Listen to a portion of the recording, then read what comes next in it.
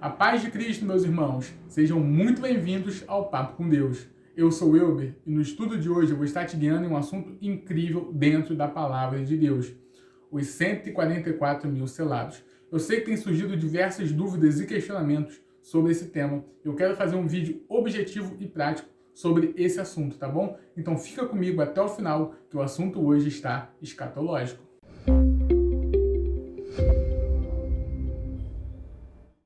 Então, meus irmãos, vamos aqui começar esse estudo agora, tá bom? Antes de começarmos, eu quero fazer alguns anúncios. Primeiro anúncio é, você pode estar se tornando membro do canal, tá bom? Você vai estar contribuindo bastante, você vai estar nos ajudando bastante e vai estar fazendo com que os nossos conteúdos, os nossos vídeos cheguem mais longe, beleza? O segundo aviso é, o Projeto Libras está chegando, tá? Está aí na porta, mais próximo do que nunca, e você pode estar nos ajudando nesse projeto. Como? Tem um link aqui embaixo da nossa loja, do nosso e-commerce. Você pode estar indo lá, escolhendo os nossos produtos, comprando, tá? Você vai receber um produto maravilhoso e você vai estar abençoando o nosso projeto, beleza? E a terceira coisa é que nós estamos aqui falando um assunto apocalíptico, escatológico, tá? E nós respeitamos a visão, o ponto de doutrina, o entendimento de cada um, tá bom? O objetivo desse estudo não é causar divisão, é mostrar o nosso ponto de vista, amém? Então fica comigo até o final. Esse projeto gráfico está lindíssimo. Para baixar ele, o link vai estar aqui na descrição. Então, bora lá para o estudo? Os 144 mil e a multidão de nações, ok? Surgem algumas perguntas, tem surgido muitas perguntas frequentes sobre esse tema. Eu vejo que tem gerado muitas dúvidas e eu quero fazer esse estudo aqui o mais objetivo possível. Então vamos lá. O primeiro texto que eu quero ler com vocês é o Apocalipse 7, do 2 ao 4, que vai dizer assim: E vi outro anjo subir ao lado do sol nascente e que tinha o selo do Deus vivo, e clamou com grande voz aos 4 anjos, a quem fora dado o poder de danificar a terra e o mar, dizendo: Não danifiqueis a terra nem o mar, nem as árvores, até que hajamos selado nas suas testas os servos do nosso Deus. E ouvi o número dos selados, e eram 144 mil selados de todas as tribos de Israel. Então, nós vemos aqui que Apocalipse 7 há um selamento, e esse selamento acontece nas 12 tribos de Israel, beleza? Vamos falar sobre isso, e são 12 mil de cada tribo, então dá 144. 12 vezes 12, 144. Então vamos entender primeiro, tá? O que representa esse número 144. Aqui, ó, eu coloquei aqui 3 representações desse número, então vamos entender cada uma delas, eu vou explicar cada uma delas, beleza? Então, vamos lá.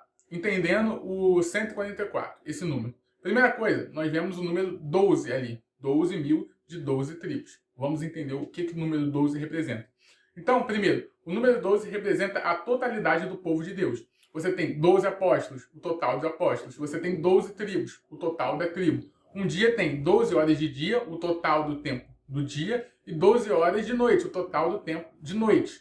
Beleza? O total do tempo da lua, o total do tempo escuro e o total do tempo claro. 12, 12, formando um dia de 24. Beleza? Então o número 12 ele indica isso, a totalidade de algo. Então quando você vê 12 mil de 12 tribos, você está vendo a totalidade do povo de Deus. Ok? Então o número 12 vai significar isso. E 144 são 12 vezes 12. Beleza? Segundo ponto, aqui ó, ponto B, representa o tempo de trabalho de Deus. Como assim? Vamos lá em Gênesis 2, verso 2, que vai dizer assim: E havendo Deus acabado no dia 7º a sua obra, descansou o 7º dia de toda a sua obra que tinha feito. Então vamos lá. Deus, ele abençoou e ele descansou o dia 7º. Beleza? Beleza. Então, isso nos dá uma chave de entendimento. Por quê? Porque Deus trabalhou 6 dias. Quantas horas tem o dia? 24. Então, se a gente pega 24 e multiplica por tempo de trabalho, pelos dias trabalhados, 6, vai dar 144. Então, 144 também vai representar o quê? O dia de trabalho de Deus. Quanto tempo Deus trabalhou nessa terra até colher as suas premissas. Então, 144 também indica o tempo de trabalho. Beleza? E 144, ele também vai representar o tempo da escravidão do pecado. Lembra? Paulo vai falar em Romanos, toda a natureza geme, esperando a manifestação dos filhos de Deus. Qual é a manifestação dos filhos de Deus? A volta de Cristo com seus anjos, Apocalipse 19 vai falar isso. Então, vamos entender esse terceiro ponto, a representação do tempo de escravidão. A gente percebe que em Gênesis 3, do verso 17 a 19, o homem ele recebe ali uma punição, porque ele ouviu a mulher, Deus puniu o homem e falou para ele que toda a terra, tá, iria ser maldita, e agora ele iria ter que trabalhar, e pelo suor do seu rosto ele iria conseguir os mantimentos. Beleza? Feito isso, dito isso, o que nós percebemos? Que agora o homem ele virou escravo, tá, em uma terra. Antes a terra não precisava de trabalho, você não precisava trabalhar, você não precisava de esforço. Você simplesmente colhia. Deus te dava ali as coisas todas e você simplesmente colhia. Agora, não, você precisa de trabalho, você precisa de suor. Beleza? Beleza. Então, o que acontece? Então, o tempo de escravidão. Por que tempo de escravidão? Vamos entender um conceito muito legal. Quanto tempo o povo ficou cativo no Egito? 400 anos. Se a gente pega esses 400 anos e multiplica pelos dias, os dias são 360. Por que 360? Porque é no calendário lunar. Então, o calendário contava-se 360 dias. Então, se a gente pega 400 e multiplica por 360, dá 144 mil. Olha que interessante. O período interbíblico também foi um silêncio desse. Ok? E aí, nós também vamos entender um pouco mais no outro estudo sobre esse período interbíblico. Ok? Então, o 144 não é um número literal, mas ele representa isso. O quê? Totalidade do povo de Deus, representa o tempo de trabalho de Deus, 6 dias vezes 24, 144, e representa o tempo de escravidão do pecado. 400 anos vezes 360, que dá 144 mil. Então, após se cumprir o tempo de trabalho, Deus ele retirará as suas premissas, os seus 144 mil. Beleza? Vamos agora entender uma coisa que é muito importante aqui, ó. Entendendo a multidão de nações. O livro do Apocalipse ele não deve ser lido de maneira cronológica ou linear, tá bom? Há alguns ciclos dentro do livro. Ciclos de capítulos. Como assim ciclos de capítulos? No capítulo 1, 2, 3 tem um ciclo. Esse ciclo se fecha. Mas não só isso.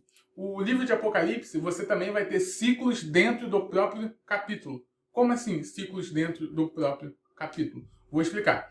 A gente vai usar o próprio exemplo, o Apocalipse 7, tá? No Apocalipse 7, no capítulo 1 ao 8, você vê João, ele vai falar dos 144 mil de um modo mais geral, beleza? Ele vai falar de uma forma mais geral.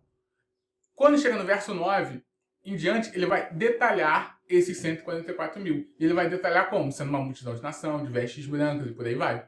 Então você percebe que há um ciclo de narrativas dentro do próprio capítulo. Você vai ver que no capítulo 7, do 1 ao 8, você vai ter um simples ali, um panorama geral, e do 9 até o final você vai ter o detalhar desse panorama geral. Beleza? Show. Vamos aqui ler o verso 9 e 10 do Apocalipse 7, tá? Então vai falar assim, Apocalipse 7, verso 9 e 10. Vai dizer assim: depois dessas coisas olhei, e eis que uma multidão, a qual ninguém podia contar, multidão de todas as nações, tribos e povos e línguas que estavam diante do trono e perante o Cordeiro, trajando vestes brancas e com palmas nas suas mãos, e clamavam com grande voz, dizendo: salvação ao nosso Deus, que está sentado no trono, e ao Cordeiro. Beleza? Então note que essa multidão são os mesmos 144 mil selados lá do verso 4 que lemos. Porém, agora Deus vai detalhar essa narrativa para João, ok? Deus vai acrescentar características que não foram mostradas ali de início nos 144 mil. Então, Deus ele vai detalhar os 144 mil nos versos 9 em diante, tá bom? Vamos entender que características são essas. Eu separei aqui 3 características.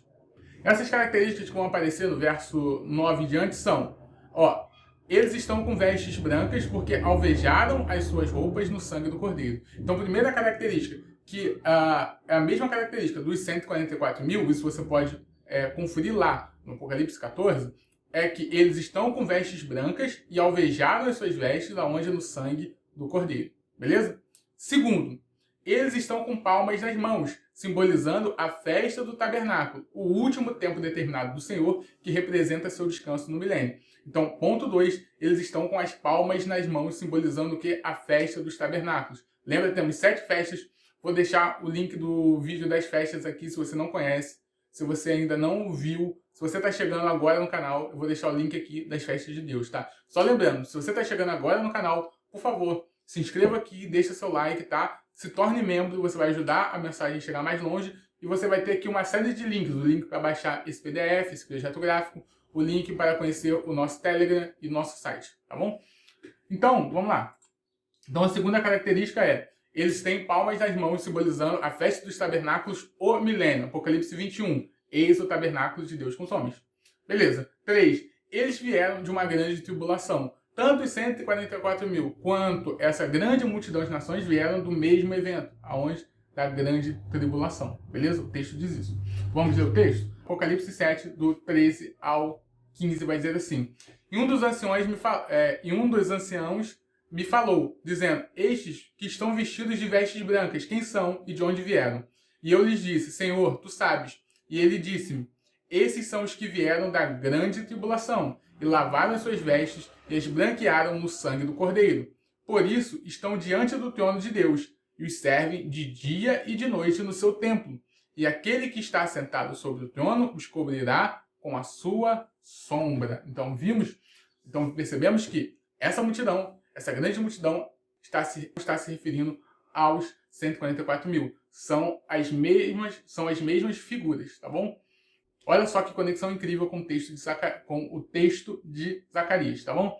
Ó, Zacarias 2, do verso 10 ao 11, vai dizer assim, ó. Exulta-te e alegre, ó filha de Sião. Filha de Sião é quem? Sião livre, tá bom? Nova Jerusalém. Porque eis que venho e habitarei no meio de ti. Olha só, habitarei no meio de ti. O que vai falar do 144 mil? Que eles estão diante do trono, ou seja, o trono de Deus está no meio deles. Olha que ligação incrível. Habitarei no meio de ti, diz o Senhor, e naquele dia muitas nações se ajuntarão ao Senhor e serão o meu povo, e habitarei no meio de ti, e sabereis que o Senhor dos Exércitos me enviou a ti. Viu a ligação incrível? Você vê ali, filha de Sião, representando a livre, você vê que eles vão ser o povo de Deus, essa multidão é o povo de Deus, e ele habitará no meio desse povo, ok? Isso está lá também em Apocalipse 21, o tabernáculo de Deus com os homens no meio do povo. Amém? Então, olha só, o profeta está falando que chegará um tempo onde o Senhor habitará no meio de Sião, Nova Jerusalém, e muitas nações se juntarão e serão o seu povo, o mesmo contexto que o apóstolo João relatou.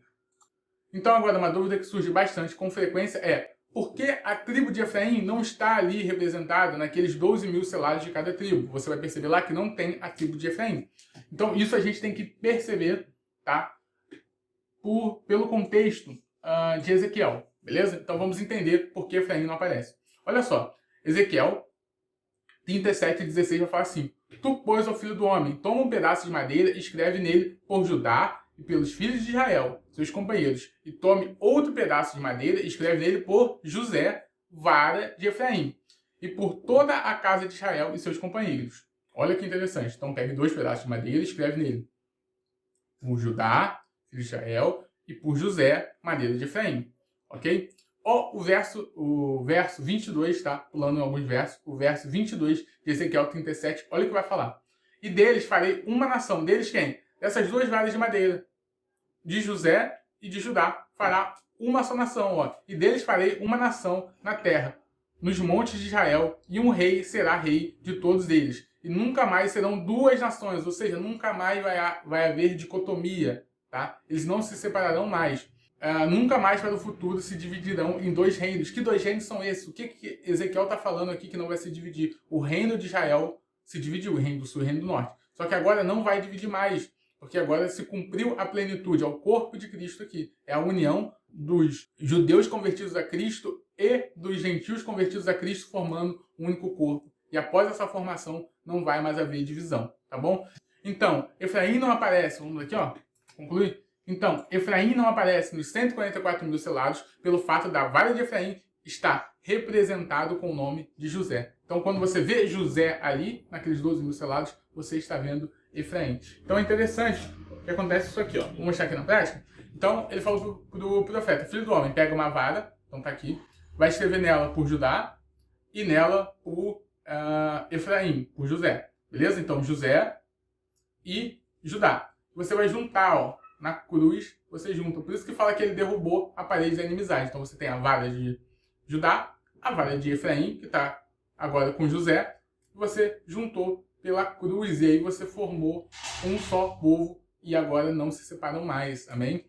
Então, esse é o estudo de hoje, tá? Só recapitulando bem rápido. Então, o número 144.000 vai representar, não é um número literal, ele representa a totalidade do povo de Deus, o tempo de trabalho de Deus, tá? A multidão de nações, que aparece no verso 9, ele está detalhando os 144.000, está colocando características dos 144.000 que não foram faladas antes, tá? E mostrando que esses 144.000, eles são uma multidão de nações, beleza? E a gente viu também pelas varas, porque o nome de Efraim não está ali naquelas 12 tribos, tá? Porque agora está representado, ele está sendo representado pelo seu pai José, tá bom? Então, pega a vara de Efraim e escreve ali por José, beleza? Isso está no contexto de Ezequiel 37, 16 ao 22, leia tudo em casa, beleza? Então, se você gostou desse estudo, deixa seu like, deixe seu comentário, não se esqueça de se tornar membro, tá bom? Se você tem uma visão diferente, escreva aqui como é que é a sua visão, o que você concorda, o que você não concorda, tá? Vamos aquecer esse debate, beleza?